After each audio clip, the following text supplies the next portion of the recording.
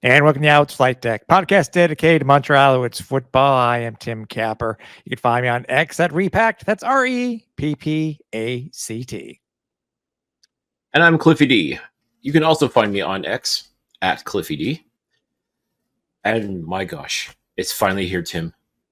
The regular season of the Canadian Football League starts this week. And who better to kick things off than a Grey Cup rematch with the Winnipeg Blue Bombers and your reigning, defending, undisputed Grey Cup champion, Montreal Alouettes. Oh, that's exciting. It is super hot. It is super hot. It's just as hot as it is in Montreal today, my friend. Oh man, if it can be as hot and sweaty and you need to be hydrated all during the game tomorrow, I'll take it, man. But are we sure this is football weather for June in Montreal? I mean, I know the game's not here tomorrow, but I mean it's. Yeah, let's just hope that there's, with all the ACs going and everything, that there's no power outages. We end up not being able to watch the game because of it. So yeah, the only AC that we wanted to do this thing is the GOAT in Winnipeg tomorrow. You see what I did there? Absolutely. I tried. I know. Before we go any farther, I want to just remind everybody that we are presented by our good friends over at SportBuff, where if you use the promo code Owls Flightdeck 10 at checkout, you will save 10% off your entire order. So head over to sportbuffshop.com, use the promo code, save 10%, buy some nice merch from many, many leagues, and don't forget to support local. Always support local. A lot of things have happened over the last couple of days, and if you happen to miss our breakdown of the rosters, please go back and head over to our YouTube page, where you will see our special episode of Flight Deck Live, where we go over everything. That's over to us at youtube.com/AlouettesFlightDeck. As Cliffy just. If you're on video, I know if you're on video, you could just see subtly pointing to the address. But head over there and watch our breakdown of the roster. So we're not doing that here on this episode. We're actually going to preview it. And dude, I tell you, it was a little bit longer form interview tonight, but well worth it. It'll be a little bit right towards the end of the show itself. But what better way to bring in the season, bring in the Blue Bombers, than to bring in a guest who happens to be the voice of the Winnipeg Blue Bombers, right? Absolutely. We are so excited. Love having him on the show, even when he was the voice of the Saskatchewan Roughriders and then became the voice of the Winnipeg Blue Bombers. Like, he can be the voice of anybody as far as I'm concerned. That's just how talented he is. But we are so excited to be able to welcome back to the flight deck the one and only Derek Taylor from CJOB. What a great chat we had with him. Broke down so much stuff. We talked not just Bombers and Alouettes, but we even delved into a few things around the league and what we're looking forward to in 2024. It's going to be an incredible season. There's no question about that. And it's always a blast to be able to chat with DT. So please make sure you stay tuned in for that. But yeah, let's talk about let's talk about this week, Tim. The fact that it becomes officially official. Like, the roster's set. We know who's on this team for the Montreal Alouettes in 2024. Now we get to see him in a game where it actually counts in the standings. Exactly. And obviously there was a little bit more coming from the league and the team just in the past couple of days that we're going to talk about, because it leads directly into our main conversation with DT, because again, you have to stay for it. First thought, and it always seems to be a huge bone of contention across the league every year, Cliff, when TSN announces their top 50 players of the CFL. Mm-hmm. It was, I mean, we saw when you saw who was in the top 10, it really wasn't a big surprise. But I just think for the Alouettes themselves, Cliff, we need to at least talk about where we were represented, I think, quite nicely. I mean, not as much as I wish we were, but we were on the list. So it all started off, and if I miss one here, Cliff, please tell me. It starts off with at number 43, Reggie Stubblefield. Then it was at 41, Darnell Sankey. Then at number 40 was Mustafa Johnson. He still doesn't have a shirt on in this list. Then Tragic. I know. Then it goes all the way down to number Up, you mean. 22. Huh? Up, you mean. Oh, sorry. Up. Yes, sorry. Up to Tyrese Beverett. I sent again at 22. And then it goes to Cody Fajardo at 19. Marc-Antoine Ducroix at 11. Now, my first question to you is, oh, by the way, just for people who don't know, the first of the top 5, 5-1, Chad Kelly, Dalton Schoen, Vernon Adams, Brady Oliveira, and Zach Caleros. And 3 of those 5 are going to be playing for the Bombers this week versus the Alouettes. What was your thought when you saw this list? I mean, I know some people will give it really an eye roll when they see this and say, it is what it is. It's, even though I think it was voted on by the media members and stuff like that. But were you okay with how some of these guys, where they were listed on the list, and who do you think got the shaft?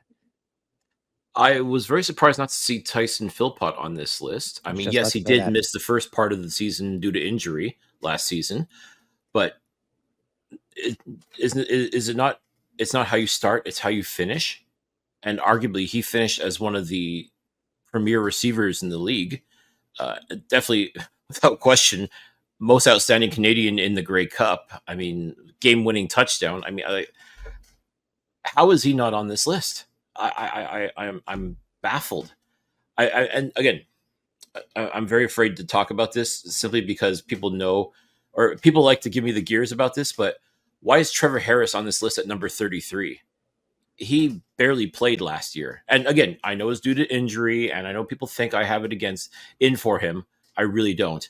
But I mean, with all due respect, if injury is a factor, then why is he on the list and Tyson Philpott is not? You could argue that Tyson Philpott should be number 33, not Trevor Harris. Hey, you're right. Good point. I want to know where Austin Mack would have been if he was still with the team.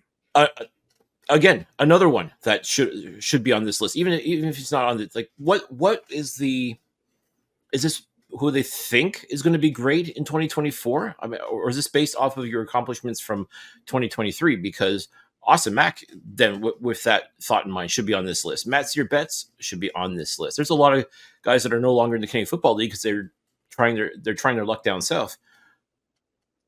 So what parameters?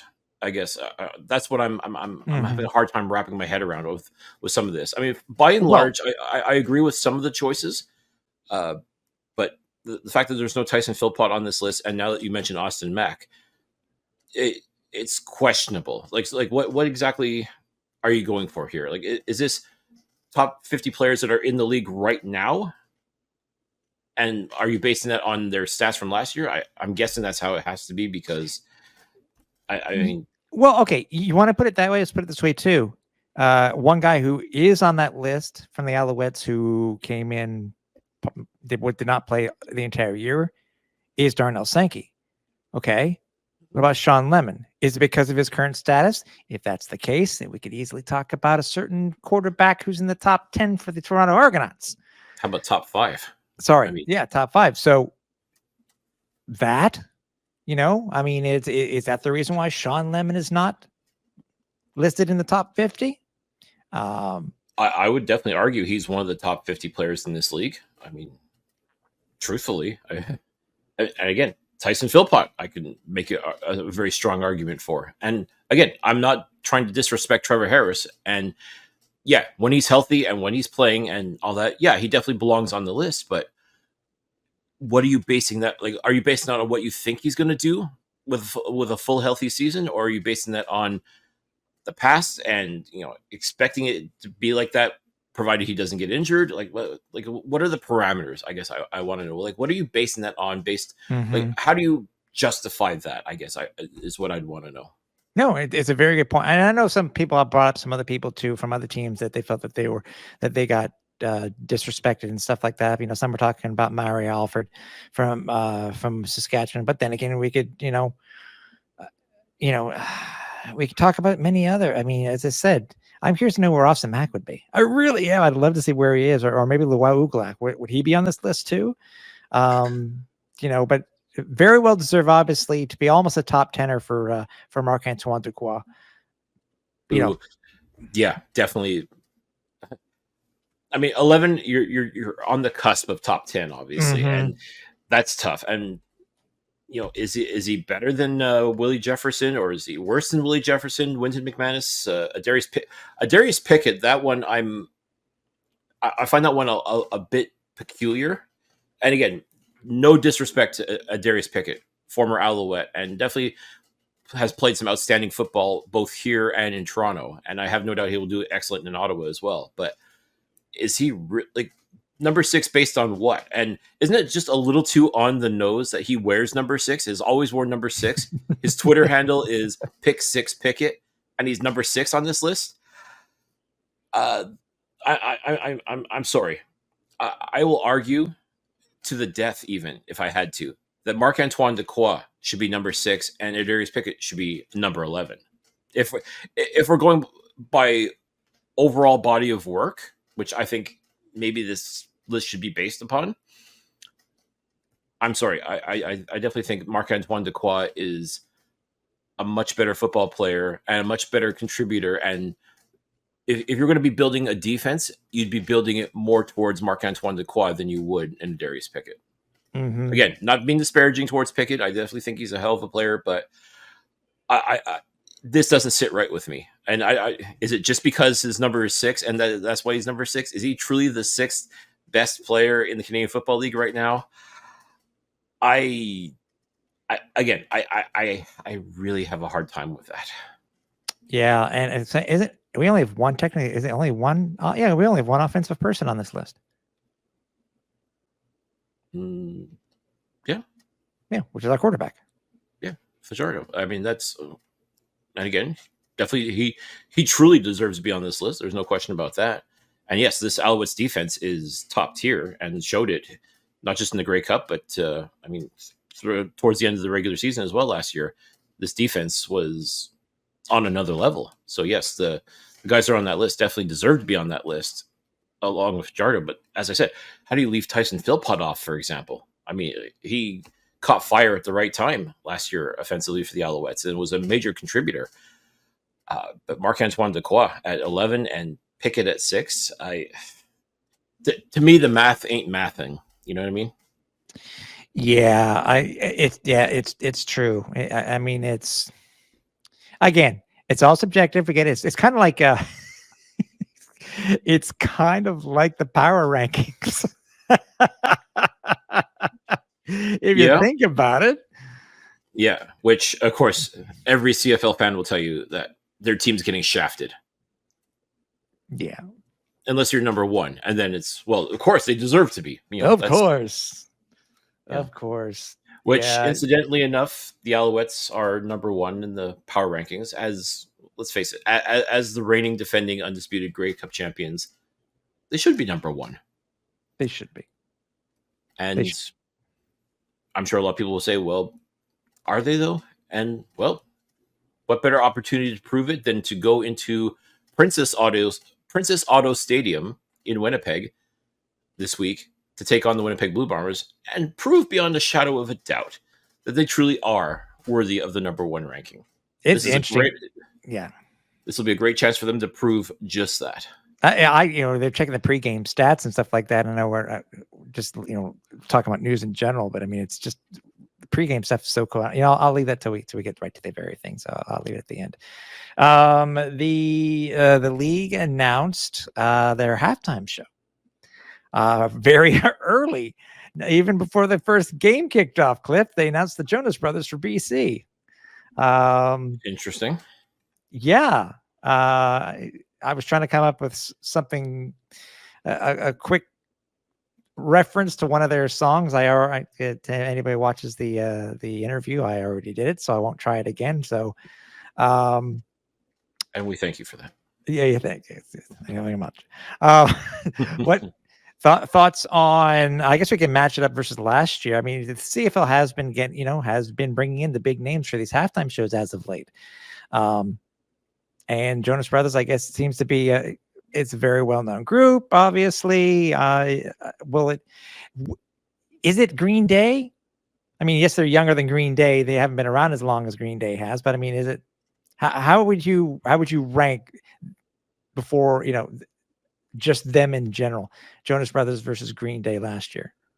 Well, Green Day, I would say, is more in our demographic, whereas the Jonas Brothers would be a little bit more geared towards the younger crowd, so to speak, like the 20s and 30s crowd, as opposed to the 40 plus. Yeah, that you would expect more to appeal to Green Day. The Green Day would appeal more to them as opposed to like the younger crowd. Once again, the Grey Cup halftime show, it's always a very contentious point among fans because people argue that, well, it should be a Canadian group that's doing it, and but not that Canadian group. It should be this Canadian group, and why are you getting these guys in? Or like there's always do you go with the well-known, worldly recognized band, or do you go with a Canadian act that's fairly popular? Like it's such a polarizing argument to be made, and it seems like every single year there's always someone that's going to complain because Rush isn't playing in it, for example, which they just can't, unfortunately. Neil Peart passed away, unfortunately, so no, even if they wanted to, Rush could not be a part of the Grey Cup festivities. But I mean, listen, if the goal is to try and get as many young people interested in the Grey Cup, maybe having like the Zenny, the Gen Zs or the millennials watching the game with their dad, for example, if that's the idea, then yes, they'll probably tune in for the Jonas Brothers. I think the Grey Cup itself, I don't know if it's going to spark attendance because people want to see the Jonas Brothers play at halftime, but especially with the CFL Plus broadcasting the Grey Cup worldwide, I think if people knew right away, like even before the season started, that yes, this is what you can expect to see at halftime at the Grey Cup in November, it's going to draw some interest. I think there are people that are going to tune in just to see the concert, but if they end up treated to an absolutely fantastic football game, so much the better. So I mean, that's the thing with the halftime act in general, is it's so hard to nail it. It's so hard to find something that really appeals to everybody, and you just hope for a good show. Like, we were blessed last year. Green Day killed it. They did an absolutely fantastic job. I mean, they kicked ass, and it was going to be hard to top that. Do I think the Jonas Brothers can top it? I can't say. I mean, I really don't know enough about the Jonas Brothers. Obviously they're very popular. Obviously there is an appeal factor. A lot of younger folks really like the Jonas Brothers. So, I mean, it's a great get for the CFL in the sense, if you're trying to get eyeballs on the product, then yes, in that sense, you hit a home run, because I'm sure you got a lot of eyeballs with Green Day because people know who Green Day is.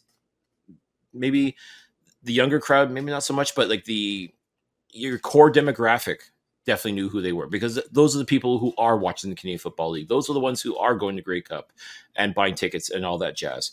Yeah. Whereas if you're trying to get those younger fans to start replacing the older fans that, invariably will pass away, then yeah, you got to go young. You got to find who's young, who's hip. And let's face it, you're not getting Taylor Swift because, one, she's already going to be in Canada, but I think she's doing shows in Toronto, I think the week after Grey Cup. Yeah. So you're not getting Taylor Swift at the Grey Cup. Sorry. As much as all you'd love that's not happening. But Jonas Brothers, I mean, didn't one of them date Taylor Swift? So that's kind of like a 6 degrees of separation kind of thing, maybe. Something. I don't know. I'm reaching here, I guess, but yeah, I don't remember which one it was, which one of the Jonas Brothers was. I guess you can't always have was it Cake by the Ocean and eat it too, I guess. Look at that. Deep dive. I know. I tried. Update on the video board, as he mentioned. If anybody watched my social specifically and retweeted by us here at the Flight Deck, last Friday, they did start on the process to install the board. Went by just the other day to see if there was any more of an update. Not really. There's more of a shell to it. So, it is getting there, and I can tell you that the board will be up and going by the time the home opener is there. So they have 15 days to do so. So, or I guess less because they got to test it. But TikTok. yeah, stay tuned for more updates on our socials on when it comes to the video board, because we want to keep you guys up to date. And I guess lastly, before we talk about the little bit leading up to our interview with DT, the league announced their new slogans for 2024, the English and French slogans. What was it last year? It was, I'm trying to remember what it was last year. It wasn't "Let Them Know." I think that was 2 No, years it ago. wasn't that the, yeah, and that was, yeah, I don't think it was "Let Them Know," because that was along with the merchandise line, I think, that they also had. If I'm not mistaken, I could be wrong, but it is, anyways. It clearly wasn't very good because we don't remember it. Yeah, I'm trying to remember off the top of my head what it was, and it's, but either way, to say the least, obviously that the league announced their new ones today. It was "Let Them Know" last year. Oh, okay. Yeah, and this year I almost said "Bring It In," but maybe that was 2 years ago. Yep. It is this year. It is "Keep It Unreal" in English, and "Totalement Surreal" in French. The video package that they put together for it, though, is really, I mean, I'm happy with the hashtag. I have no problem with the slogan this year. They're centering obviously on the players and stuff like that, and there's more to it than just the tagline this year, according to the press release. But I can only imagine what it's like to kind of, this is like what you and I have done too when we try to do hashtags for the flight deck. It always seems to be one that are associated with the team that, whether it be an NFL team or something else, it's already been used. And it's hard coming up with one. So I can only imagine what they do when it comes to trying to come up with this. Can you imagine what it would have been like back in the days that Twitter existed when they were doing Radically Canadian? Oh my gosh. You know what I mean? That would be a very long hashtag, first and foremost. But yeah. Or the all our balls are bigger. That they probably would have used that one, because that was also one of the ones that they had used. Another tagline. And I shudder to think if you were to type that particular hashtag in nowadays, what search objects would come up. I'm pretty sure it would not be football related. There would be balls related. It would be balls involved. And with that, this podcast turns NC-17. Find us on OnlyFans. Yeah. Oh man, Alouettes Flight Deck After Dark. Here it comes. It's coming. It's coming. Yeah. So again, I thought it was fine, and everything's leading up to the actual thing. Is that the game's going to be? The games are going to start. TSN, RDS, CFL Plus, and actually, it won't be. I don't think it'll be on CFL Plus, because the game is going to be broadcast on CBS Sports Network. Which a good partnership that they started last year. And the rest of the games, obviously, that aren't on CBS Sports Network will be on CFL Plus for those in the United States. But I can't worldwide too. Yeah, worldwide. Yep. Can't wait. And also, again, it leads into our topic of the week, is leading into the kickoff for the Alouettes and for the CFL for 2024. The team obviously released their rosters earlier this week, Cliff, but it was very interesting to see the depth chart and the guys who are actually on the 6-1 games, isn't it? It is, yeah, because once we knew who the practice roster guys were, like, there's still a couple of moves that had to be made. So I thought, okay, well, easily some guys are going to get put on the 6-game list, just for a simple matter of shuffling the deck chairs, if you will, on the just to see. You want to keep people, but you don't miss, if they can't go, they can't be on the active roster, then invariably you end up either 6-gaming them or even 1-gaming them, just to buy yourself a little bit of time to see what's going to happen. And also too, the nice thing about 6-game lists is, if these guys are actually truly ready to go and you're just being cautious, and someone actually does get hurt in the game, you can take them off the list. That's the beauty of it. Like, 6 games doesn't mean you have to stay on there for 6 games. So no, it's also, we also know, for those who don't remember, 6-game is also can be a money saving venture, because you only pay, I think it's only half is it half that they're getting paid? But if they come off, they got to get their full salary. That's the only catch if they come off early. But either way, yeah, I'm just interjecting here for something that, and I interrupted you. Sorry, bud. No, that's it. But again, call it creative bookkeeping, if you will, when it comes Hey, to that's personnel. perfect. There you go. There you go. So yeah, definitely some notable names on the 6-game injured list that now we know. Uh, Perhaps Yes. the biggest names that come right off the bat: Wesley Sutton, uh, Mm-hmm. Reggie White Jr., who, as we talked about, I mean, Wesley, we got nothing but love for Wesley. I mean, he was definitely one of the big contributors to this Grey Cup winning team. Reggie White Jr., we talked about during training camp how great he's looked, how excited he was to be back on the field, back playing, and now he suffers a setback again, and that just sucks. And I'm, my first thought was, oh gosh, I just hope they're just being cautious when it comes to that. But as luck would have it, this is probably the best thing for him, just to still keep him a part of this team, keep him in the mix, but at the same time, just you said it earlier, he just cannot buy a break, or maybe he can, depending on this rib injury that he seems to have suffered. Yeah, and that's the thing too. We want to make it clear. This is, if anybody had been watching our tweets this week, or watching what we were putting out from the CFL's injury report list for each day of practice, you're able to see what these guys are what the current ailments are for these guys, and you know, it is frustrating. Me too. I feel for Reggie White. But to be honest, Cliff, and I really think that it is a very unique and truthful statement that you and I were talking about earlier. You made a very interesting comment when we were talking about Reggie, when I said that he couldn't buy a break. We feel so bad for him. He just he seems to be healthy. He's dealing with this rib injury, whatever it may be, ribs, broken rib. We don't know. We know it's a rib injury. That's the official comment from the team. But you made a very interesting comment when I mentioned that Reggie can't buy a break. Well, as I said, actually he can, because again, as you said, we don't know the extent of this injury, but I mean, ribs are definitely not something to be fooling around with. So, I mean, once again, is it the team just being cautious? Because let's not forget, coming back from a major ACL injury, we thought Reggie was looking great in camp.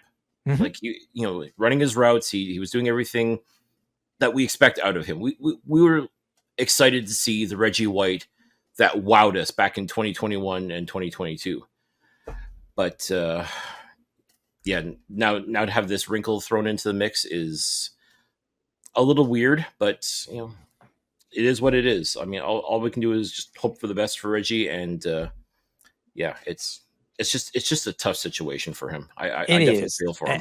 And doesn't it kind of make you think on certain decisions that the previous Alouette front officers have done to other players that have been hurt, and they did not give a chance to? Oh, you're hurt for an X period of time. I'm sorry, you're gone, and then, you know what I mean?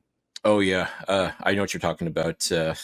Boy, I think about soon to be Hall of Famer S.J. Green suffering a major knee injury, and they basically got rid of him. They threw him out with the trash, basically. I mean, they unfortunately, Kavis Reed, general manager at the time, basically traded him away for a song, thinking that he was no good. Or he didn't expect him to heal as well as he would have. And look what happened. Mm-hmm. SJ goes to the Toronto Argonauts, throws it in the face basically to the Alouettes, who I think they were 3-15 that year, and then SJ goes and wins the Grey Cup with the Argos, along with a few other Alouettes. Like the ultimate FU to the Alouettes organization for basically doing them dirty like that. Having no faith in his ability to recover. I mean, and again, you can go back and say, well, rookie GM, and just didn't. Like, thankfully, Danny Mack, not a rookie GM. Exactly. He definitely sees the value in Reggie White and is doing everything he can to make sure that he still remains a member of this organization. Because once Reggie comes back, there's no doubt in my mind he will come back and he will be the Reggie White that we know and love. And it's just a matter of you just got to be patient. You just got to have just a little bit more patience now, and what's coming. Yeah, exactly. But The others that were on this list, by the way, on the sixth game was Arthur Hamlin. As I said, Wes Sutton already, Jamar McGloster, Jesse Gibbons, and the aforementioned Reggie White Jr. Also on the one game was Brock Gowanlock, Shedler Furvius, and Dylan Wynn. It's interesting to see some of these guys that that really stood out in camp. But Arthur Hamlin being a big one. I've talked him up. I mean, he was definitely outstanding in camp, and I was really excited to see if he was going to get a chance to even play this game against Winnipeg. And unfortunately, not. That was the tough part. I mean, we were even looking for him this past Sunday, and nowhere to be found. I'm like, well, wait a minute, he changed his number. Like, we're trying to find it, we can't find it. And oh, okay, well maybe he's dinged up or something's going on. But then find out he's 6 games. Like, oh, that just sucks. I mean, well, it's like Wes. It's like Wes also. Well, that's it. I mean, and like I said, but Wesley Sutton, we know he can do. Reggie White, when he's healthy, we know he can do. I really want to see what Arthur Hamlin can do, just based on his outstanding training camp and what he was able to do there. I really want to see what he was going to do in honest to goodness game action, but we're just going to have to wait a couple of weeks. That's all. Yeah, exactly. I again, it leads us into the depth charts. Anything that really that stood out to you, buddy, before we get to our conversation with DT? Obviously, to me, one of the things that surprises out to me the most is the Alouettes are going with 3 running backs. Yeah, it's a sort of a return of the infamous three-headed monster, except no William Stanback this time around. It's he has been replaced, so to speak, with Sean Thomas Erlington. I mean, I hesitate to use the term replaced in that sense, but I mean, Stanback's in BC, and now it's Sean Thomas Erlington that's joining Walter Fletcher and Joshua Antwi. Definitely interesting in the sense that I definitely think Fletcher is running back 1 without question. But when it comes to the Canadian depth, I mean, that's to see Antwi in there as well as STE. I mean, that's a very pleasant surprise, I should say. It's we talk about the depth, we talk about what these guys can do, and 2 national running backs basically backing up the American running back is, to me, it's a win-win. One thing I'm definitely interested in, though, is Joshua Donovan taking over for Jamar McGloster at the tackle spot. Essentially, this rookie is going to be tasked with trying to protect Cody Fajardo's blind side. Good luck. I mean, listen, Donovan did have a very good camp. I definitely liked what I saw out of him, so I'm sure he will be more than fine. He's lining up with some absolute studs with Justin Lawrence, Philippe Gagnon, Pierre-Olivier Stage, and Nick Callender. Like, listen, that's one hell of an offensive line right there. I mean, there's definitely a lot to like with those guys lining up, and I have a feeling Donovan's going to be just fine. But it is still a tall task, and I definitely wish him luck with that. So I'm really interested to see how he's going to perform in his first CFL game, like first official CFL game. Aside from that, just taking a look at the step chart, and I mean it lines up pretty much what I expected to. I mean, you're still getting a lot of the stars there. It's just that now instead of Wesley Sutton, you now have Nafis Lyon lining up at corner. So yep, and Charleston Rambo getting his very first pro game in the CFL. He's getting his very first pro start. Which is cool. I'm hoping he balls out. I really hope he does well in his very first game. And by the way, you made an interesting comment to me earlier off air when it came to how they have the quarterbacks listed as 1, 2, 3. You and I are almost dead set that it should be Davis Alexander listed as the number 2, but yet right now it goes Fajardo, Evans, Alexander, and you made a very interesting comment when it came to just that. Yeah, I truly think it's a formality when it comes to Caleb Evans being listed as quarterback number 2. I mean, he is the short yardage quarterback without question. I mean, he, like, 3rd and 1 or a goal line stand, you call on Caleb Evans, and 9 times out of 10 he's getting you the first down or the touchdown even. So that makes complete sense. But truthfully, I definitely think for all intents and purposes, Davis Alexander is going to be who gets called upon if Cody Fajardo goes down to injury. We've been seeing it now for the past couple of years. The guy works his ass off. He gets it. He understands what it is to be a quarterback in this league. It really just comes down to he needs the opportunity. He needs a chance to show what he can do. And I know that if his number is called, he will be ready to go. As far as I'm concerned, and I'm not the only one thinking this too, he's unofficially quarterback number 2 for the Alouettes. Like when it comes to actual game action, like leading drives, things like that, I really think it's going to be Alexander that's going to be in there behind center. And Caleb Evans, again, no knock on him, but he does an absolutely outstanding job. He is 2-0 as a starter for the Alouettes. So, I mean, I understand why people want to give him the love, and, well-deserved in many senses. But I just think the Alouettes now, they want to see truly what they have with Alexander. And we saw it in the preseason. We've seen it in preseason games in the past, what he's able to do. The guy is absolutely outstanding. I think it really will be his time. If, God forbid, Cody Fajardo gets hurt, and believe me, we do not want Cody Fajardo to get hurt, I think it will be Davis Alexander that comes in and steps in without any interruption, any pause. Yeah. You don't have to change anything. Like, he can basically run this offense as far as I'm concerned, and it will do very well doing so. So call it what you will. I mean, I think it really is just a formality at this point for Caleb Evans to be considered quarterback number 2. But I think if push came to shove, it will be Davis Alexander that's given the ball and told, hey, go win us this game. Yeah. Obviously, as we said, we had a great conversation with the voice of the Winnipeg Blue Bombers, Derek Taylor. Let's get to that interview now. And when we get back, we'll have just a couple more things to talk about before we wrap up. So we'll be right back. So without further ado, Derek Taylor. All right. Alouettes, Blue Bombers.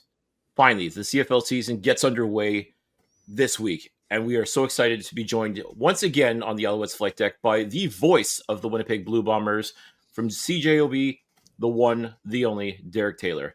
Derek, welcome back to the Flight Deck. You know we love having you on here. How's it going, my man?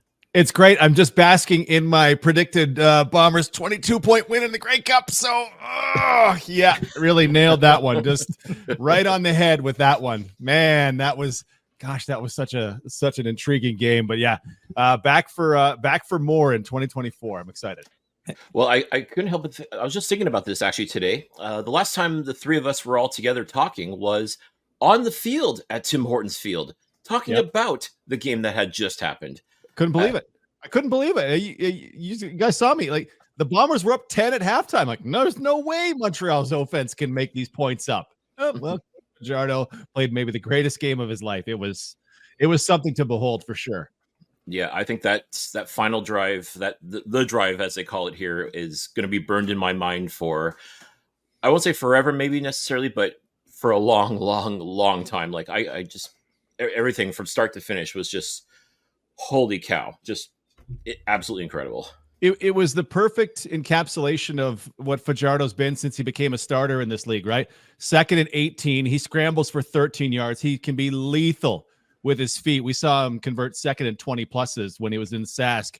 3rd and 5, not the best thrown ball there ever was, but it got there. And then an absolute laser for the touchdown. You go, that's the whole experience. A perfect pass, a less than perfect pass, and a key scramble in a big moment. And you go, that's Fajardo. And yeah, bless his heart, the MVP of the Grey Cup. It was, how did they make that final drive? I kind of don't know. When in Winnipeg, we were so used to for 3 years, man, this defense turns everybody away. No, the one thing we didn't think would happen, it happened. Well, isn't it the type of thing too, by the way, when it comes to Caleros, because he does well in the regular season, hasn't he really been known, at least up to last year, been known to do fantastic in the regular season and just kind of maybe go mid in the playoffs and Grey Cup? Unfortunately, yeah. Doug Brown, who I do the games with, the Blue Bombers Hall of Famer, brought up, hey, does he run into troubles in November? And his numbers really do fall off, right? Like the only ball in the end zone in the Grey Cup was the Cabianento interception. Oh boy. Okay. He drove him down, and, Dakota Prukop scores, but yeah, it's not the same Colares as it is in the regular season, because in the regular season, It's 6 touchdowns on 6 drives in the first half against Sask. It's putting 47 on Montreal in the game in Winnipeg. And, there's something going on. Whatever teams are doing, it's working against Zach in the playoffs thus far. You think going cover 0 on that what turned out to be the game-winning touchdown drive? Do you think that was? Do you think that's the reason why Richie Hall is no longer the DC in Winnipeg? No, I actually, it's funny. I ran into a defensive coach here in town the other day, and he was saying, like, and this guy knows infinitely better than I do. It's like, when you do everything, you got to keep trying stuff, right? If you're doing stuff and it's not working, you got to try something else. So it's not like Richie didn't try things in that game and just went, forget it. Let's just go cover 0 and have at it. He was trying things to slow Montreal down, and whether it was just didn't pick the right thing at the right time or Montreal was too good. I have zero blame for Richie Hall, because there's so much that goes into the one call at the one time. It seems weird, but he's got 50 previous points of data, and then for Richie Hall, 40 years worth of data to work off of. That it happens. If that ball is 3 inches left, incomplete, right? It's sometimes the other team is just that much better. Yeah, it's incredible to think. It's true. When they talk about this being a game of inches, just something just as simple as that. And you end up playing for overtime, and God knows what could have happened in overtime. But yeah, well, if the ball was it to 3rd and 5 was the Speaker, right? Mm-hmm. Yes. Yeah, if he leads Speaker with that ball, then there's more time for Winnipeg to make its response with. There's maybe an extra play or two.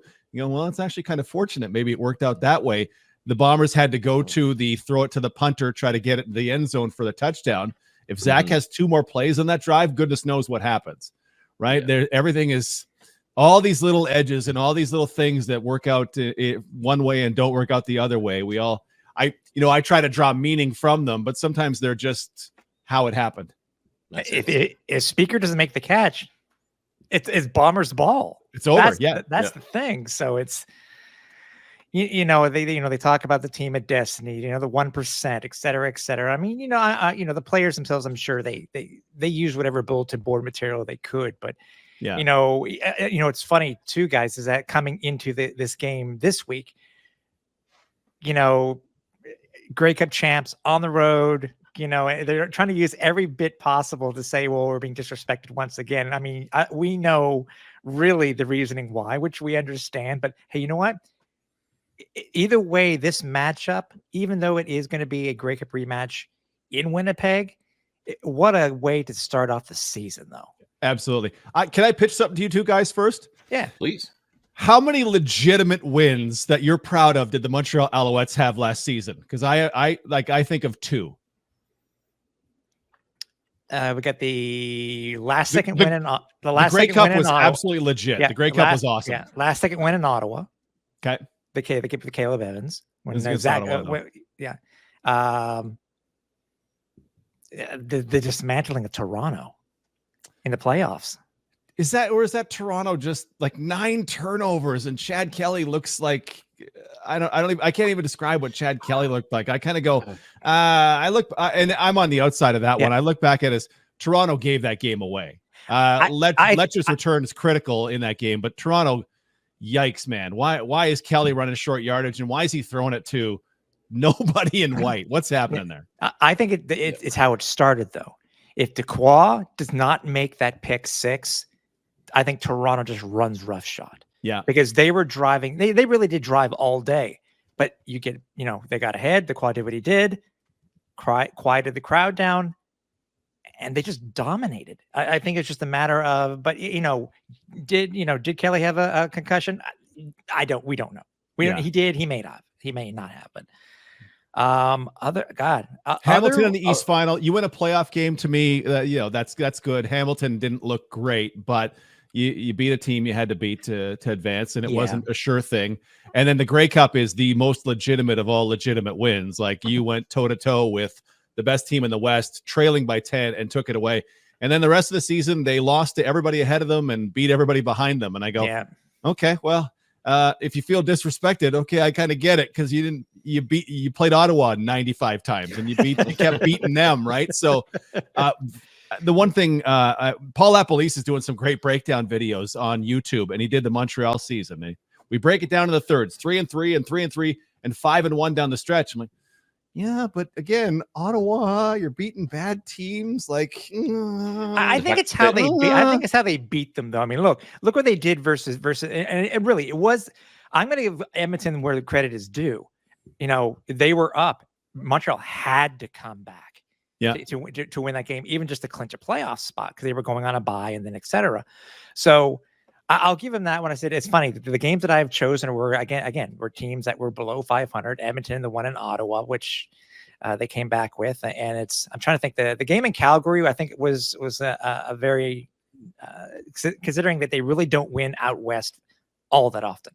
Yeah, and for them to basically, for them to sweep Alberta on the road, but then again you have the issues which they need to correct, whether Coach Moss says it or not, that it's the past. They got to learn to win in BC. So, I mean, you know what? It's funny that you were saying that, Derek. I mean, about how, if we were to look at the games from last year, how many would we, put ribbons on the board for?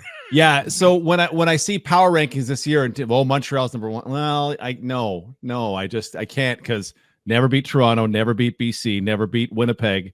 And then the playoffs come around and weird things happen in the playoffs, as Bomber fans unfortunately know 2 years running. Mm-hmm. And Calgary fans learned in 2017, and Calgary fans learned in the Ottawa years. You go, okay, anything happens in the Grey Cup, and that's, take nothing away from that win. But I look back at their season and use it to forecast this season. And people say to me, well, what do you expect on Thursday when Montreal comes to town? And I go, why isn't it 47-17 again? I'm stuck on there. So I hope I can either work through that and learn something, or reconfirming is always good too. Well, since we're talking about going to that point for the game itself, Derek, what about when you saw the original opening line and what the line is now, which I think it's still 6.5? Yeah. What were your thoughts when you saw that? Was it too high or too low, or just about right? No, If I was a betting man on Winnipeg games, I would have taken 6.5, because I look at the two teams and go, where my problem with Montreal is, where are they going to get points from? There was a real part of the season last year where I felt like, okay, they have Austin Mack, and that's let's YOLO one to Austin Mack, and here we go. Keon Julian Grant obviously did some things, and there are other good players, but it just felt like, okay, what we have is Austin Mack, and Austin Mack is gone. I go, okay, well now, what do they have? Okay, Fajardo is 14 touchdowns and 12 interceptions for the season. I'm agnostic on running backs. That Stanback is gone. I've been a Walter Fletcher guy for a couple of years since I first saw him in Edmonton. Speaker, fine. Sneed, fine. Keon Julian Grant back, nice. Philpott, healthy, fantastic. I just don't know where they're going to get points from. And if it's Winnipeg 28 at any point, I don't know where Montreal is going to counter that in a normal game. I look at Montreal's defense and go, okay, there's some real weight on there. I like a lot of what's happening on that defense. They could use another option in pass rush apart from Lemon. But I guess Mustafa Johnson, but edge pass rush. But I don't know where they're going to score from, and I don't know that I think they're a better team than last year. I'm sure Winnipeg is not a better team than they were last year, just from a talent perspective. But I think as I look at them, I go, yeah, I feel like Winnipeg, I don't know. I haven't done this in my head, but if in every position, I think Winnipeg is better, but offensive line might well be Montreal. Defensive line is going to be close at the very best to favor Montreal. That one I'd have to look deeper. Linebacker Big Hill's injured. That's going to be close again. Defense, I like a lot of Montreal's defensive backs, but Winnipeg was the number one defense in the league. I do a lot of flip-flopping. Let's just say that, but I think the line is fair. Winnipeg's offense that put up 32 points a game last year certainly can keep doing that this year, personnel-wise. Yeah. Now, with Zach Claros and Brady Oliveira basically not participating in any preseason games, is that a concern at all, or is there just so much faith that these guys are going to come alive when the lights turn on bright. Is that something was that a concern at all from the Bombers during camp this year? The Bombers said absolutely not. Like, Zach participated in practice every day except the day before the Saskatchewan preseason game to give the other guys more reps. But he was the best player in camp. This is the story of they had one practice day open to the media and the public this week. It was on Monday. Back to back, Collaros threw 2 balls. The second one, I fell off my chair giggling because it was so good. The first one, he's got Ontario Wilson, the new receiver, going down the sideline to the field side on his right. And he drops the ball in, had to be 35 yards downfield, just into his hands perfectly over the top with 2 defenders and the sideline in play. And you go, okay, that ball is gross. Just sick. The next one, he ends up scrambling out of the pocket, and Johnny Augustine is on the sideline with a defensive back right on him, like in his shirt. And Collaros rips it by the defender's ear into Augustine's hands, and I just fell over giggling. Like, I cannot believe I saw that throw. That was amazing. And it's part of my Zach Collaros love, why I'm the governor of Collaros Island. I look at him and I go, you know what? He's fine. He's fine. 35. He's seen a bunch. He's done a bunch. He looks, his arm and everything looks just as good. Fantastic. Oliveira, that he didn't get snaps, doesn't bother them at all. It sounds like, and he wouldn't talk about the injury, but it sounds like one of those soft tissue ones that you wonder about, of like, okay, it better be right before he starts working, or else what if he pulls it again? We don't know what it was, but pretend it was a hamstring. Like, what happens if he pulls it again during the season? So if he needed more time to make sure it was right, and then a week past that, whatever it was, cool. Because Brady, for his part, he was so dynamite last year. He improved so much in some key areas. I don't think there's any concern about him. I think the concern, if there is one, would be about the running game and how 2 new offensive linemen will affect it. Mm-hmm. Man, no, that's one thing with Brady Oliveira. And, of course, Zach Collaros, I mean, being named the number 1 player of the CFL and TSN's top 50, I mean, definitely deserved for the most part. I mean, he's done everything that's been expected of him and more. And I guess there's no reason to believe that this won't happen again in 2024. Yeah, I mean, I wonder if Chad Kelly was playing all 18, if Chad finishes number 1 in that because he was the MOP. But yeah, Zach was number 1 on my ballot for that reason, because Kelly's got a suspension hanging over and might not play. He's just that good. There's nobody better. He joked today about, he feels like he watches himself on tape and he's like, man, I'm slowing down a little bit. It felt fast, but it wasn't fast. You go, okay, well, yeah, you're 35 and you turned 36 this year, so I get it. But there's still nobody better in the league at keeping pressure from turning into sacks. And he was he number 2? I was just doing up my chart for the game. He was number 2 in passer rating under pressure last season, and he had by far more. I mean, as I've charted it out, more attempts than anybody under pressure so far. I go, man, this guy he's just everything you need. If things are breaking down, okay, well, I'm gonna make this happen, and it doesn't always work out perfectly. But at the moment, there's nobody in the CFL that I would rather see at quarterback if I was a fan than Zach Collaros. By the way, you were talking about Chad Kelly. There is another issue on the Montreal side when it comes to the defense, and a potential guy who was suspended in Sean Lemon. I'm curious to know your thoughts, because obviously Randy Ambrosie's made it clear how he feels. It sort of sounds that Sean feels that there are a couple of players on the Winnipeg side who have kind of said their piece. I think one of them was Coach O'Shea. But yeah, what are your thoughts on, should he or shouldn't be playing right now? I mean, everybody, they have the right to appeal, right? You have the right to appeal a suspension. And Ambrosie, at the time the CFLPA said, hey, this is going to be appealed, Ambrosie kind of expressed, well, why are you doing this? Don't you believe in the sanctity of the game and stuff like that? And I thought, I hope the CFLPA does that they are appealing. I hope it's only I hope it's very narrow. I hope it's we need you to define how long this guy is suspended, because indefinite does not work for us as a union. If they say, if that's their rationale, and I I haven't heard. I also haven't gone looking, so it may be on me as well. But if they're saying we want you to define his suspension, then I'm good with this. But if you're bringing gambling, to work and you play a professional sport, that's bad. That is bad. And that it was 70 pounds and it was one 2-legged parlay. I don't care. Like, it's bad. You can't have it near, because the CFL said it was only one. The CFL said it was only Sean Lemon involved. Doesn't pass the smell test for you.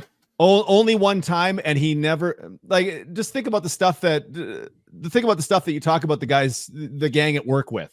You never talked about gambling with the guys at work. Like, if you ask me that, I'd be like, no, I'm always talking about 6.5s, and do I believe Standback's hitting 10.25 this year in BC and blah blah blah. Like, it doesn't. Cliff, I think you put it right. I don't know if it passes the smell test. I don't know. I mean, and it wouldn't make it necessarily any worse in my mind if Lemon had, I bet 15 times, but nothing was against my team to win or against any of my teammates. I'd probably feel exactly the same. But people need to know this needs to be taken seriously.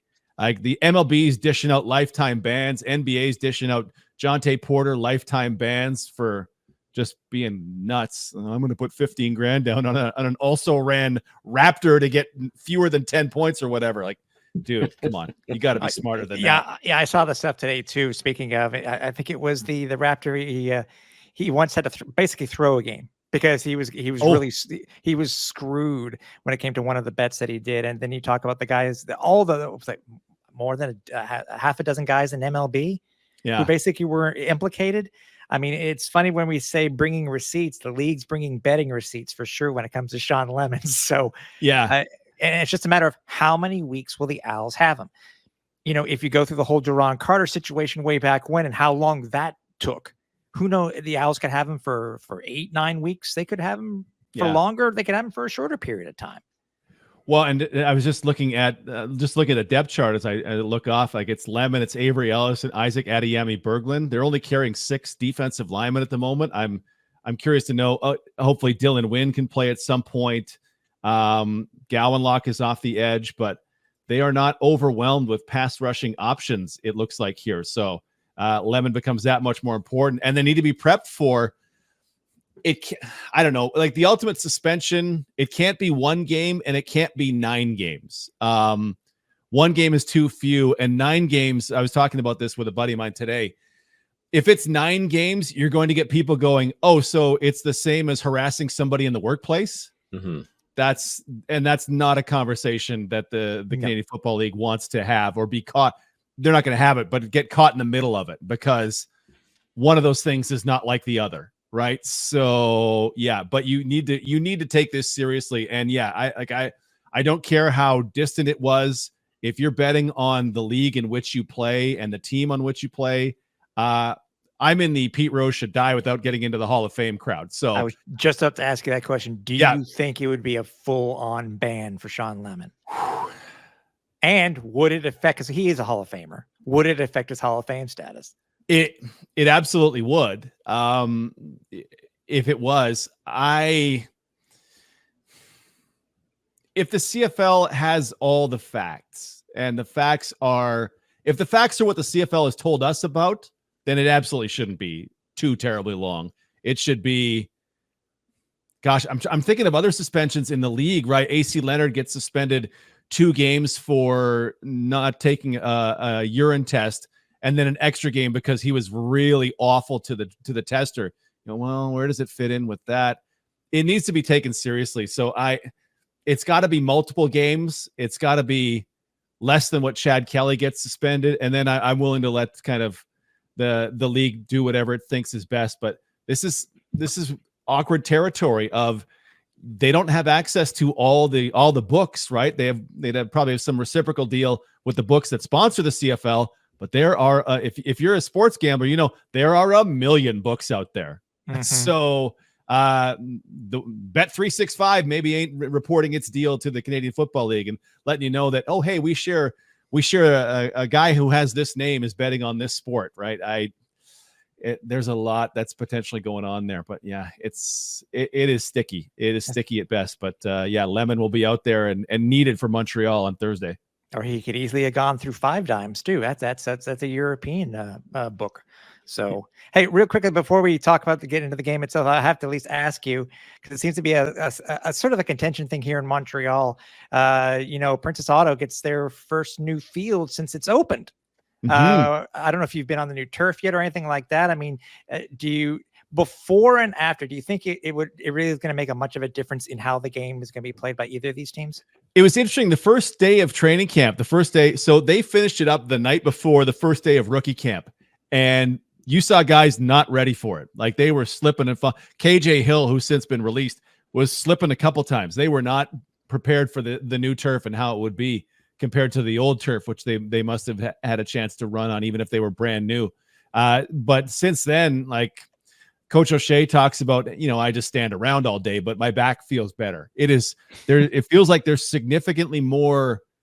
I don't know how to describe it and be correct about it, but like there's more cushioning to it. I don't know how much is good and how much is bad from an injury perspective, but the fill is different. It's a nice green color. I just look at this and go, and apparently, according to the Winnipeg Sun wrote a story, it's almost on $2 million to replace it. Oh boy, that's the top of the line field turf. Everything in there is, having a consistent playing surface and trying to reduce injuries as much as you can.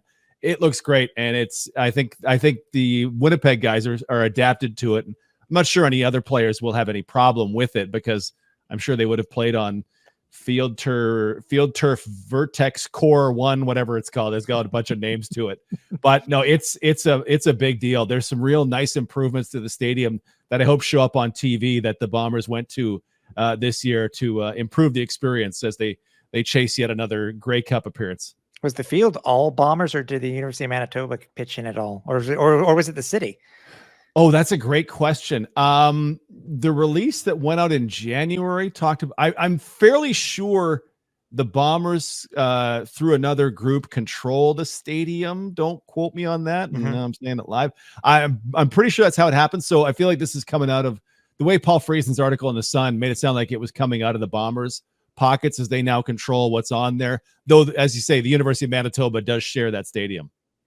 Yeah, because everybody keeps talking. I think this will be the 13th or 14th year since the Alouettes changed out their turf over a personal Molson. So, and I know there are a few issues at camp when they were in St. Jerome talking about field issues, and we talked to Mark Waitman, and he gave a pretty good explanation on how it was made. And I guess at the time they overdid it just for that particular reason, if they didn't have to go ahead and redo it, 13 years later, whatever it is. But I think it's a combination between, I'm sure if the Owls get their way and PKP puts his money towards it and McGill says yes. I mean, I don't see McGill saying no. Yeah.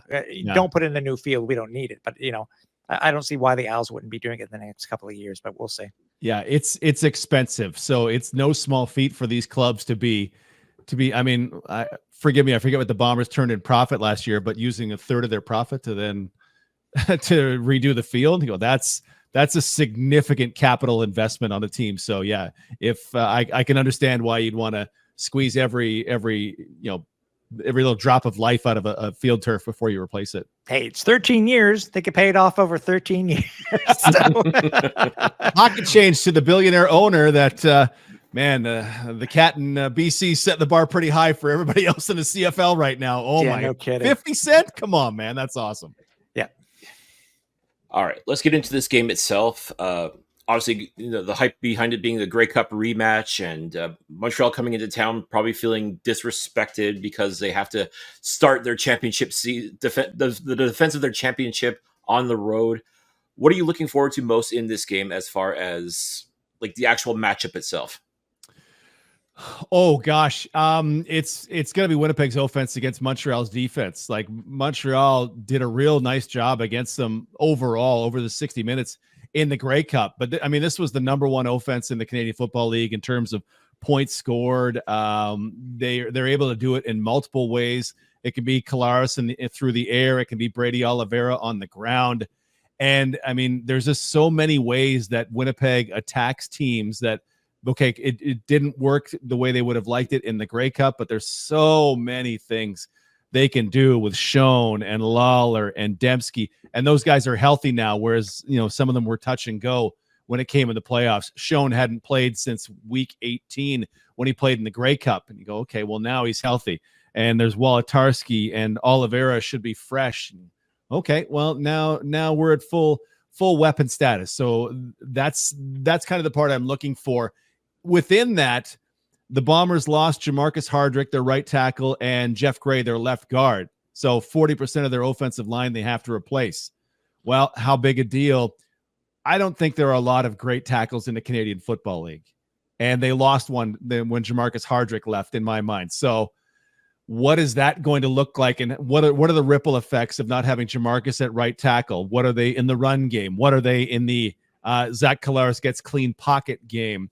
What will they force Buck Pierce, the offensive coordinator, to do to keep Montreal off of their quarterback? That's the one I'm looking forward to. Just because, I look at Montreal's defense, and Stubblefield, stud. Marc-Antoine Dequoy, what was he, top 15 in the top 50 list? Well deserved. Since I saw Nafees Lyon in Edmonton in a late season game, I forget if it was 21 or 19, whenever it was. Oh, I like that guy a lot. Okay, now he's a starting corner. Okay, Beverett, Mustafa Johnson. Like, there are some names on that Montreal defense. That's for real. Like, that is a test of, you want to be the number one offense in the league again. You think you paid all that money to maintain the number one offense in the league. Well, right out of the gate, here's a test for you. So yeah, that's where I'm looking.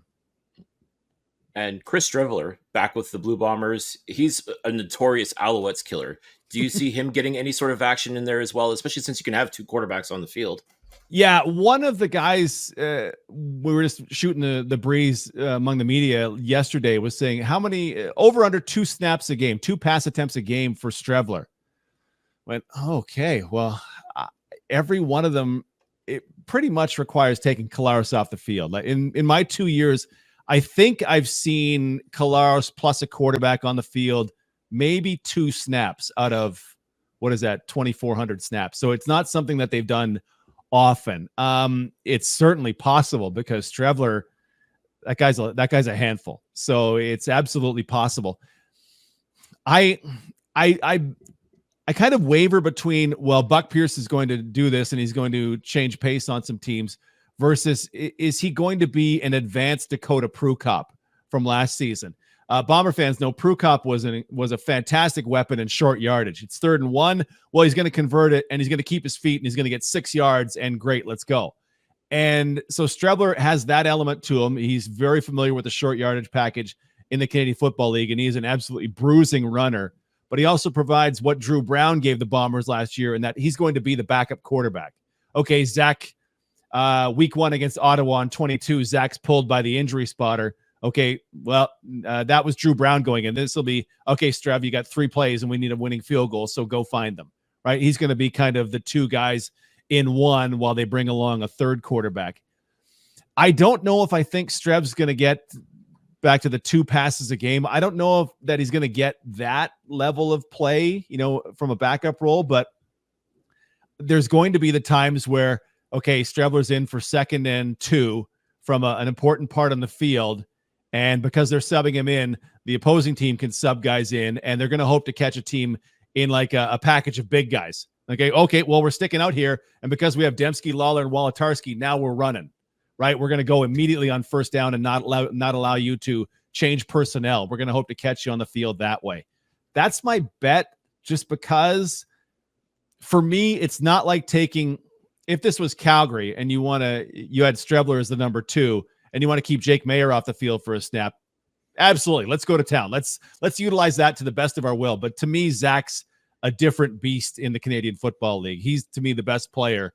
And if you're taking the best player off the field, you better have a real good reason why you're doing that. We've seen some of it with Dakota in past years, and we couldn't figure out why OC Buck Pierce was doing it. Really, in this spot? Ugh.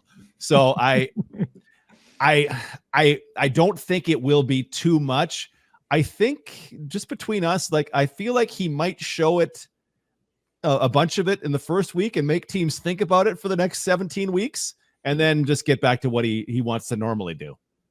It's going to be the question: will it be the Strevler from 2019 from the Miracle on Mount Royal? Just you remember in Montreal, because Strevler was just killing the Owls before they made their comeback, and it's just I get nightmares just thinking of what he can do. It's like, tackle a dude. Can you guys please tackle him? I mean, but that's what's good for a third down quarterback and stuff like that. You never know what he's going to be able to pull off. Well, and you never know what kind of things. There's an example last season of I was doing my top 50 list, and I was considering where do I put Edmonton's Kevin Brown. And this is a long way to get to the story. But when you look at Kevin Brown, when he was playing with Taylor Cornelius, he was somewhere in the 4s yards per carry. I forget if it was 4.1, 4.6, but it was in the 4s.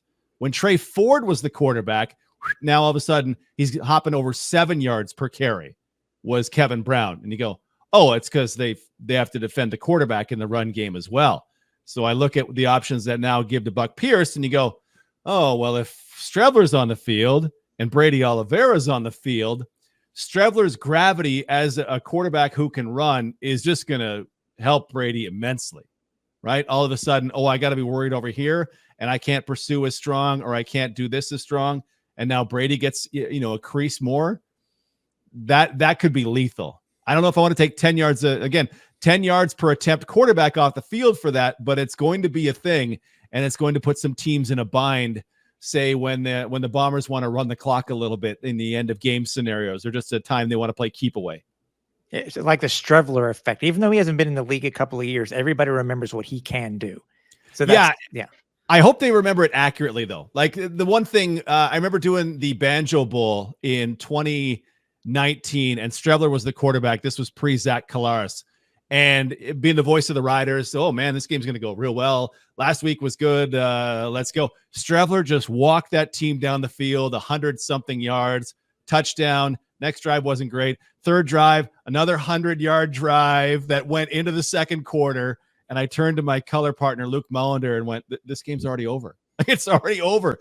I think it was 14-7 or 14-3, but I'm like, they can't stop this guy, and they can't stop this offense. This is unbelievable watching it. And it doesn't have to be, intermediate passes and deep shots and stuff like that. Like, it was just, they were murdering it. Like, Strevler was murdering the Riders that day.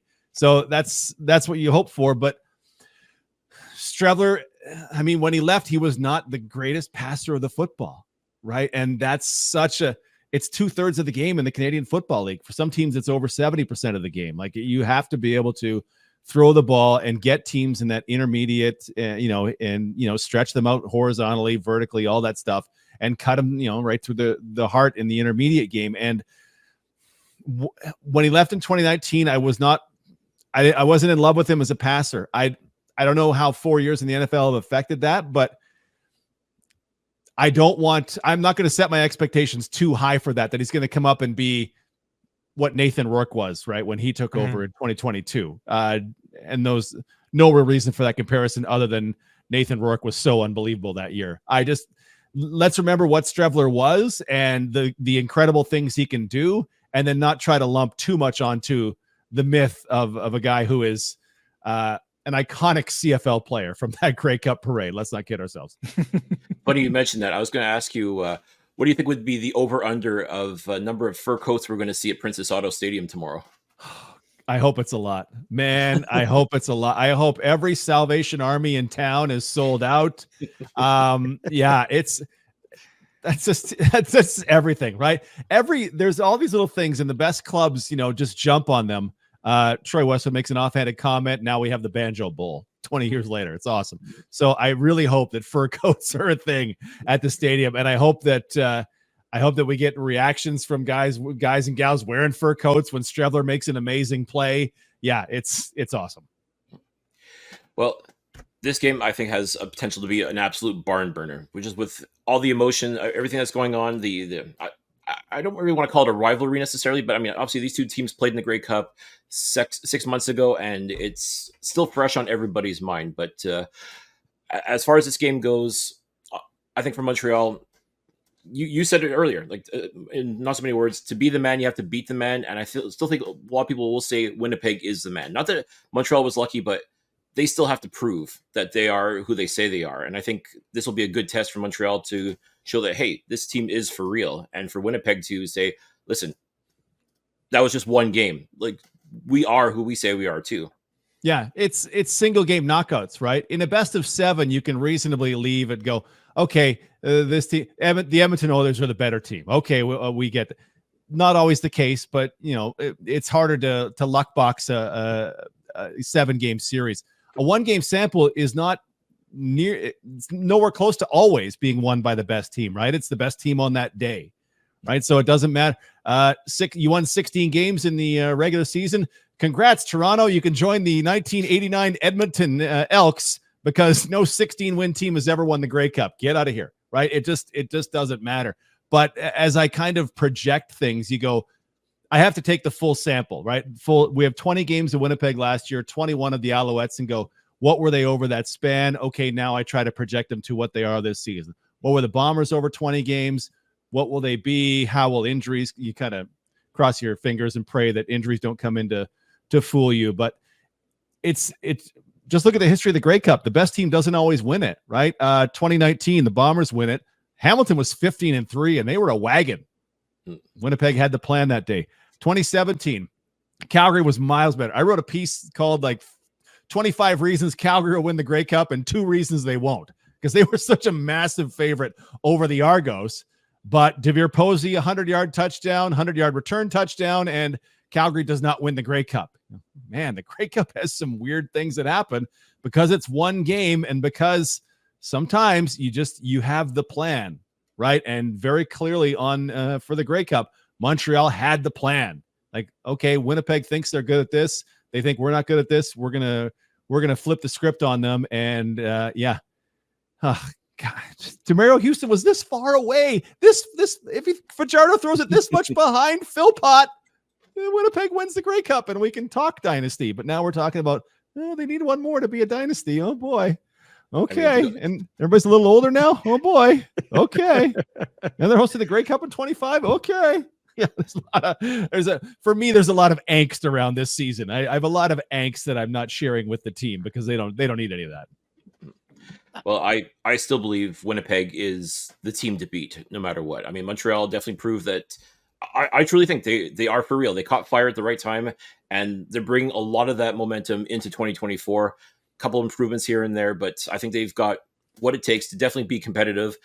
I'll go so far as to say I think they will be the team to beat in the East, but I think also too, you got to see how you stack up against the Winnipegs, the BCs, and so on. Like, I mean, you got to beat those teams as well to be legitimate. And I think Montreal is going to be very competitive this year, and I'm really excited to see what's going to happen tomorrow as they get that first real test of the 2024 season. What part of Montreal makes you say, okay, they're going to be competitive? Because if it's their offense, we're going to have a talk, Cliffy. Well, I mean, you said it yourself. Defense wins championships. I mean, Montreal's defense is absolutely stellar. Yeah. I mean, I think with a healthy Tyson Philpott, I think he's going to go off this year. Keon Julian Grant, if he stays healthy too, I mean, he was showing real flashes of brilliance last year. I mean, these are young national receivers that are going to generate a lot of offense. I think Fajardo is really feeling himself right now. I'm not ready to call him an elite quarterback, and I certainly won't put him in the same class as Zach Collaros, and I'm not saying that disparagingly, but he has proven that he can rise to the occasion. And I think that he's not looking over his shoulder anymore like he was in Saskatchewan. He's not in that fishbowl existence. Like, he's just, all people in Montreal want to do is just do your job. And I think that with that kind of pressure, he doesn't have to worry about being the man. Like, yes, he won the Grey Cup, and people are going to start expecting more out of him, which is absolutely normal. But I think he's in such a good spot right now that I think it's not even a concern for him anymore. Like, he doesn't feel like he has to prove anything. Like, he just has to go out, does what he does best, and that's really truly making plays happen. So I definitely think offensively, are they going to be a juggernaut? No, but I definitely think they're going to be competitive. I definitely think they're going to be the class of the East, quite frankly. And I truly expect them to be a lot more competitive this year. Yeah, the East is really weird. Like, I'm kind of, apart from Montreal, I'm holding out hope that Ottawa can get it right this time. I love their pickup of Drew Brown. I think their receiving core is maybe second, third best in the league, the Red Blacks. But I'm holding out hope that Ottawa's going to get it right after they didn't get it right the last two times. I was holding out hope. If you saw their second preseason game, Derek, and with Drew Brown playing most of the game, yeah, I don't know about that thought. Yeah. When I saw he had like 33 or 35 pass attempts in a preseason game, oh my goodness. Drew Brown is good. Like Drew Brown is good. He was very good in his role in Winnipeg. He had to win a game. He had to come on to win a game in Edmonton down 22-0. And he had to win the game the next week. I put a lot on Drew in this. They won a game the next week with an interception return for a touchdown and a bunch of field goals because they held Calgary to a bunch of field goals. But Brown has some elements in him that are Zach Collaros-ish. Not all of them, because that'd be a real mountain to climb. But I look at them and go, okay, well, yeah, Zach does that. Okay, I like that you do that. Leading a team for 18 games is going to be a different deal there behind an uncertain offensive line. I don't think Hamilton looks particularly good, though they're making some late additions, but I don't know why I'm supposed to think Hamilton's going to be good. And Toronto, like, does Chad Kelly play this year? Or does he?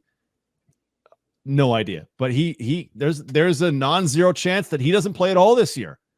And that changes the fortunes of that team pretty dramatically. And oh, by the way, the Vultures picked their bones pretty clean in free agency on that defensive side, right? So Montreal, and their coaching staff. Absolutely. Yeah. Corey Mace is part of that, right? I don't know who's going to be good in the West. And I can't, part of me wants me to think it's Ottawa, but I can't count on that. And I can't count on this. And I don't think any team in the CFL wins more than 12 games. I think that's the high watermark for everybody, because it just seems like the BCs, the Torontos, and the Winnipegs all lost key free agents to the other teams. In Winnipeg's case, it was Hardrick and Jackson Jeffcoat who decided to retire instead of go play somewhere else. And you go, those are losses you can't make up. BC can't make up those losses in its receiving core and on its defensive line.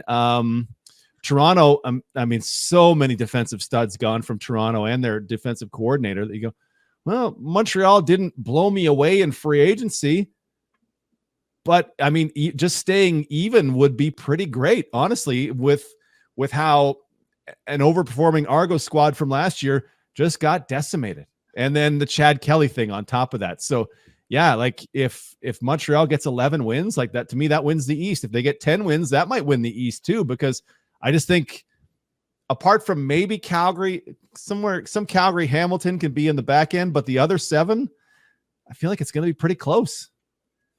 Go parity.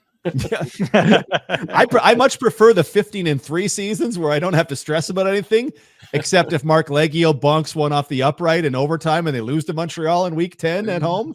Other than that, like, these things happen. But man, the comebacks are more exciting, right? It was great when the Bombers hung 42 on Sask in the Banjo Bowl, scoring 6 touchdowns on their 6 drives of the first half. But that second half was abominable, right? So I just want excitement all the way through. So I really hope Thursday brings us that. I hope Fajardo and the new offense, and I hope Charleston Rambo is the next Austin Mack, and something really goes off there. And I hope Walter Fletcher, gets some stuff and all of a sudden pops out of a hole and goes 60 yards just to make this one sing. Because yeah, this is the first season where I walk into it and I don't really know what to expect, other than I think Sask is going to be much improved. And I don't think BC is as good as everybody says they are. Other than that, I kind of don't know what to make of the other 7. I can't wait for tomorrow night where they unveil the Winnipeg's Grey Cup participation banner. I'm going to love it. That's so harsh. So harsh. Wow. Bringing the heat there, Tim. West Final champions. There you go. Chase, you get a ring. Appearance in the West Final. You get a ring for that? Maybe a ring pop on my way. I'll stop at Dollarama and scoop up one of those. That's hard. I that's like hard. that. He's got a family. That's a deep cut, Derek. I like that one. Yeah, I've called 4 West Finals now, and 0 Grey Cup wins for the teams that I've called the 4 West Finals for. So it'd be pretty great to have them in a Grey Cup and win and be in the happy locker room. But I'm always in the sad locker room, which, don't cry for me, Argentina. But it's it's unfortunate because Winnipeg has done so many great things in this little span since they acquired Kalaris that you go, we're in a truly rare era of Canadian football, right? Like not since the 78 to 82 Edmonton Elks as a team, had this level of success.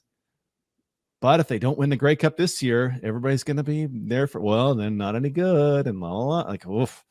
Oh boy.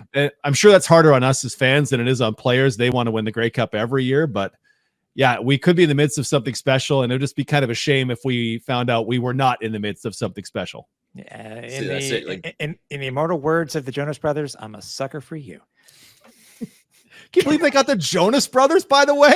50 Cent to kick it off, the Jonas Brothers. And they did this weird thing where they announced it more than 19 days before the Grey Cup. BC is killing it. The Lions, honestly, man, I have obvious reasons to root for the Bombers to win the Grey Cup, but that all that crew in BC from Amar Doman and everybody working so hard to make that team a bigger deal in Vancouver, they deserve something special. Maybe not this year, maybe 2026 when the Bombers are done winning Grey Cups after the Grey Cup in Winnipeg, but they are a true credit to the Canadian Football League. Okay, for sure. Yeah, absolutely outstanding, for sure. Derek, this is always a blast. Always love talking with you. Always love chopping it up and talking Bombers football with you. Before we let you go, where do we find you online, and how do we tune into you tomorrow evening? If we don't want to hear the TSN call, how do we hear you on do your thing? Yeah, so I'm on Twitter at DT on OB. That's where I'm at the most. DT on CJOB on Instagram. I really got to ramp that up, but that is what it is. 680 CJOB is your home for the Winnipeg Blue Bombers. You can go online and listen to us live and sync it up with the television call, and you'll get all your random facts about this guy played with that guy, and then why is this guy nicknamed Pokey, and why will I never say Dietrich Nichols' nickname, all that good stuff. And then Doug Brown, the Hall of Famer, obviously. I'm super excited for folks who might tune in. Bombers have a new defensive coordinator in Jordan Younger, so this will be the first time where Doug gets to see Younger in a regular season game where he'll start unleashing stuff as opposed to that preseason vanilla stuff. So I'm super excited to get Doug's breakdown of how he's doing it differently from Richie Hall, because Jordan Younger is very well thought of in the Bombers organization. So, and maybe he has a big task ahead of him in trying to figure out how to get to the quarterback. So yeah, 680 CJOB is the place to go. 2 hours pregame. Gosh, we have about 7 hours of programming. And it's got to be the biggest radio broadcast of CFL in the country with the number of voices that we have involved. So super excited about that. Join us there. Please do. Awesome. Derek, once again, you knocked it out of the park, my man. Thank you so much again for joining us here on the Alouettes Flight Deck. Looking forward to a great game tomorrow. And again, best of luck to you this broadcast season as you help tell the story of the Winnipeg Blue Bombers and whether or not they will actually get to a destiny. Yes. I'll always appreciate you guys for not rubbing it in my face after the Grey Cup when I was predicting 22-point Bomber wins. So I love you guys forever for that. Awesome. Thank you so much, Derek. Thanks for having me, guys. One guy I do not mind having an extended conversation with, Cliff, because he's been around, DT's been around for such a long time. He's one who really does get this game, and he really loves the CFL. Oh yeah, without question. And we talked about, we've had him on this show as the voice of the Saskatchewan Roughriders, as the voice of the Winnipeg Blue Bombers, and just stats galore, facts galore. I mean, yeah, Derek is a walking, talking encyclopedia of CFL knowledge, and he brings it each and every time. We are so blessed to be able to call on him and say, yo, come on and talk not just about Bombers football, but talk to us about CFL football. And he's like, I got you, man. I got you. And we appreciate that. So once again, Derek knocked it out of the park, home run every single time. And we are truly grateful here at the Alouettes Flight Deck that you're able to come and share that knowledge with us and our listeners and viewers too. Exactly. I want to remind everybody we are on social media. You can find us many, many places. If you happen to miss any of the past episodes of the Flight Deck, whether you may have missed it on any of the podcast aggregates, which we're there, Spotify as an example, we're there. Check us out there, but you can also check out all the shows over at our archive at www.alouettesflightdeck.ca. You can also find us over on X.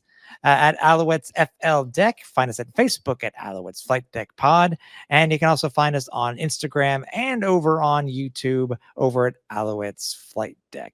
If you want to rep the show in any way by wearing our merchandise, you can do so by heading over to our store at at flightdeckgear.ca. And speaking, sorry, as always, make sure, especially if you're on YouTube, leave a like, leave a comment, let us know what we're doing.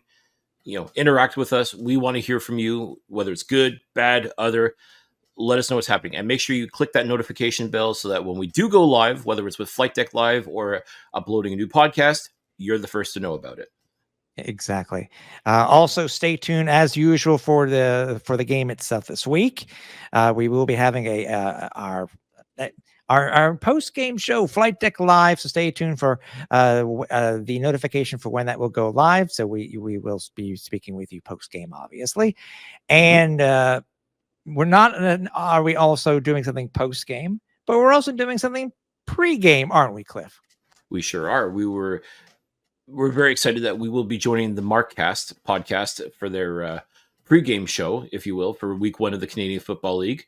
Always love being able to get on there and chat with Reed about Canadian football. We saw him at Grey Cup. It was an absolute blast to be a part of that as well. And folks, make sure you're following the Markcast. I believe it's at _Markcast on X, Twix, whatever you want to call it. They're on YouTube. They're everywhere, just like we are. So make sure you tune in before the game as Tim and I share our thoughts of what we expect to see out of the Alouettes, and basically look forward to what should hopefully be an absolute bar burner with this Grey Cup rematch. Exactly. So we'll be tweeting out everything on our social, so you will be able to follow the link live for the show that will be on YouTube starting at 7 p.m. Eastern time on Thursday evening. So again, stay tuned for that. And this will be our second time kicking off the season. It should be fun. Should be really a good time. Absolutely. Always a blast. As I said, just sitting and chopping it up with Reed. So I'm definitely looking forward to it. He's killing it when it comes to what they call alternative football. Mm-hmm. And, he's got nothing but love for the CFL as well. And yeah, we're excited and even a little humbled to be a part of Reed's broadcast once again. Yeah, exactly. It's going to be a good week. It's football, dude. I'm just happy that it's finally upon us, and the Alouettes kick off the 2024 season and to defend their Grey Cup championship. Yeah, it's going to be a really fun game. I think Winnipeg fans, they're always rowdy. They're always loud. Like they're very proud of the fact that Princess Auto Stadium is arguably one of the loudest barns to play a football game in. And, based on what their opportunity for a destiny was denied by the Alouettes. And they used to be known as the back-to-back Grey Cup champions, and now they're once again known as back-to-back Grey Cup losers. And I'm sure that's got to stick in their craw just a little bit. And they're going to come to the game, and they're going to be loud, and they're going to be boisterous. They're going to try to rattle Cody Fajardo and company.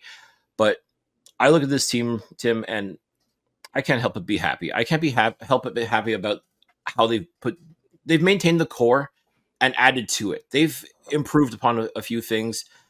I really think this team has the opportunity to truly be the class of the Eastern Division. I know that's like, you look at Ottawa, Hamilton, Toronto, they've got their things going on. Montreal didn't really lose very much, I found. I mean, yes, it's replacing a William Stanback or an Austin Mack or Lowell Uglak is not so easy. But by and large, I think Danny Machocha did a very good job trying to fill those roles, trying to maintain, if you will. Because we know what Walter Fletcher can do at running back. We're about to find out what Charleston Rambo can do as a wideout. And this defensive line, it's a constant work in progress, and it just keeps getting better and better and better. And I'm really excited to see what Isaac Berglund and Derek Wigan can do for the Alouettes alongside of, Sean Lemon and Mustafa Johnson. I mean, if I'm Zach Collaros, it's a good thing I didn't play in any preseason games because you're going to get a workout tomorrow. I can guarantee you that. I think Zach's going to earn every single yard that he gains or every single touchdown he throws. He's going to have to work his ass off. And I think what Winnipeg's ready too. They've got something to prove now. I don't think they think it was a fluke that the Alouettes beat them in the Grey Cup, but it still sticks in their mind that we lost to the Alouettes. You know, the team that everybody had picked to be DFL last year. Mm-hmm. We lost to those guys. Simply put, maybe they just had a better day that day in November, but I definitely think this Alouettes team is going to be a force to be reckoned with. I definitely think they will be one of the top tier teams in this league, along with Winnipeg, along with BC. And I think Montreal is going to be just as motivated to prove that they can beat these teams, like these top tier teams, consistently. And it all starts this Thursday. It all starts in Winnipeg for that Grey Cup rematch, which I still say should be in Montreal to start the season, but we know why it's not. I know, but I hope that the Alouettes use that even as just a little bit of a motivating factor. It's like, hey, we should be celebrating starting things off in our house, and we're not. So let's ruin their party. I think that's going to be their thought, is let's make life miserable for them just for if just for one day. And exactly. So we hope you enjoy the show this week. Again, you can join us for Flight Deck Live following the game on Thursday night, or if you happen to need to watch it after the fact, it will be on most of our socials where you can watch it there. But if not, we will see you back here next week as we talk about the game itself versus the Bombers, and look forward to the matchup with the Edmonton Elks. So for everybody here at the Alouettes Flight Deck, for Cliffy D, I'm Tim Capper. Run Final Approach.